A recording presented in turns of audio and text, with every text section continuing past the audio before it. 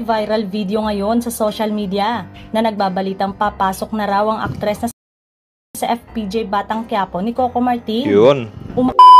So, kumusta mga Kanoisy? Welcome back sa ating YouTube channel, Filipinoisy. So, ngayong araw, mula kay showbizalln.tv, meron to pamagat na magbabalik, aktres papalit sa karakter ni Jacqueline Jose sa Batang Quiapo. So, yan yung panonoorin natin ngayon. Alam naman natin na yun nga, sumakabay lang buhay na nga si Miss Jacqueline Jose. At actually, akala ko talaga na dedo na si Miss Jacqueline Jose sa Batang Quiapo. No? Pero malaman-laman ko, meron palang scene doon na parang nabuhay pa pala siya or na-hospital siya. Tapos sabi niya, buti nga akala ko patutuluyan ako. Pero it's so sad na tuluyan siya sa totoong buhay. Ano? So, yun, panonoorin natin, showbizalln.tv. Subscribe nyo yan. Original video link na sa description box below. Also, kung tip nyo naman ng ganitong reaction video, may kasama kayo, syempre, wag nyo na rin kalimutan i-subscribe yung YouTube channel natin, Filipinoisy. So, di na natin patatagalin pa. Simulan na natin. Again, magbabalik, aktres papalit sa karakter ni Jacqueline Jose sa Batang Quiapo. So, start. Viral video ngayon sa social media na nagbabalitang papasok na raw ang aktres na si Angel Locsin sa FPJ Batang Quiapo ni Coco Martin. Yun. Umabot na sa 233 shares, 600,000 likes at 460 600,000? So, si Angel Locsin ang panghalili? Okay. 4 comments. Ang nasabing naturang post na pawang nagsasabing gusto nga nilang mapasama ang aktres sa action serye ng ABS-CBN. Yun. Medyo nagduda ang ilan baka fake news ito. Pero baka nga totoo rin dahil baka hindi mahindian ni Angel si Coco kapag siya ang humiling. Matagal na rin namang hindi aktibo ang aktres sa showbiz. Kaya tama nga, no? Bumalik na ba si Angel Locsin sa dati niyang guys? Kasi parang nung mga nakaraan, di ba, parang tumaba siya. Bumalik na ba siya? Di ba something, may narinig ko kung meron siyang karamdaman eh. Karamdaman ba yun? Pasensya na. Medyo nakalimutan ko na. So, tuloy. baka napapayag na siya ng director-producer at bida ng Batang Quiapo. Yun. Pero ayon sa taga Dreamscape Entertainment na producer ng serye, at sinagot ito na hindi po totoo. Dahil tinanggi na ito mismo ng Dreamscape Entertainment. Tinanggi na pala. Tapos, ginawan. Tinanggi pala, men. So, anong okay. Marami na kasing gusto mapanood ulit si Angel sa harap ng kamera. Kaya siguro, ginawan siya ng video para kahit papano ay matuwa ang mga supporters niya. Dahil matagal nang namimiss siya.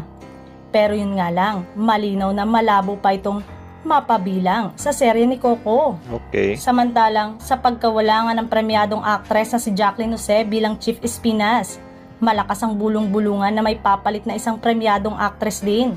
Sino kaya guys?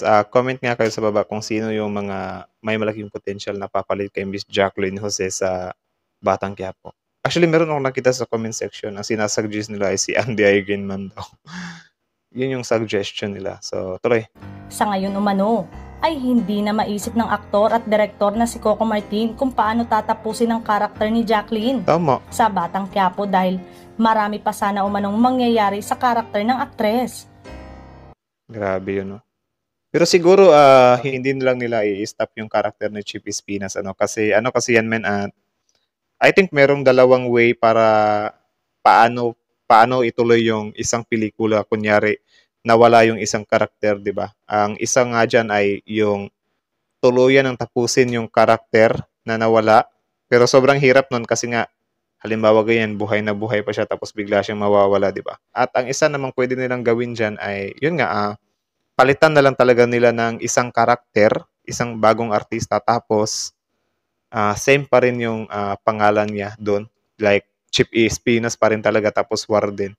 Actually, parang medyo awkward yung ganun, di ba? Or grabing transition yun kapag halimbawa, nakikita mo si Jacqueline Jose na siya yung Warden dati. Tapos ngayon, ang papalit na si Angel Locsin. Tapos yun yung iti-treat natin as Chief Espinas na parang tayo as a viewer, parang maano tayo ba na, paano ba? Something like that na parang mahihirapan tayo mag-adjust pa. Pero yun yung ginagawa sa ibang mga pelikula, guys. Nakalimutan ko kung ano yung nakita ko na movie na basta parang Korean ata yun. Sa first season, yan yung karakter na yan. Sa second season, nagbago na yung mukha min. Like, akala ko, sabi ko kasi, wait, first time ko makakita ng ganito na ginagawang transition nila na ibang karakter na ang ipapasok nila next season like that.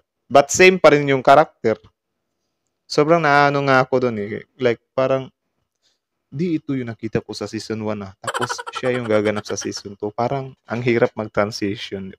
Sayang yun yung part na nabaril nga si Miss Jacqueline Jose doon sa prison Tapos sana tinuluyan na lang yun. Hindi nga siya natuluyan.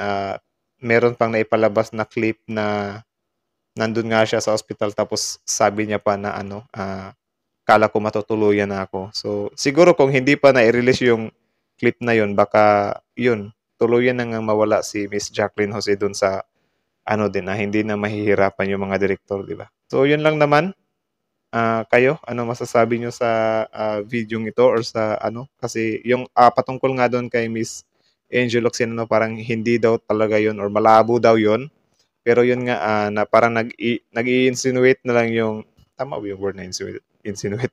Na lang yung mga fan ni Angel Locsin kasi nga na-miss na daw nila. So parang kagustuhan ng grabe, 600,000 reaction ang laki nun So it means marami din talagang may gusto na siya doon, maipalit siya doon. So yun lang naman kayo. Again, showbizallin.tv, supportahan nyo yan. Original video link nasa description box below. Panoorin nyo, sobrang solid na mga video niya. Tapos yun, hanggang dito na lang, Filipino IZ is out.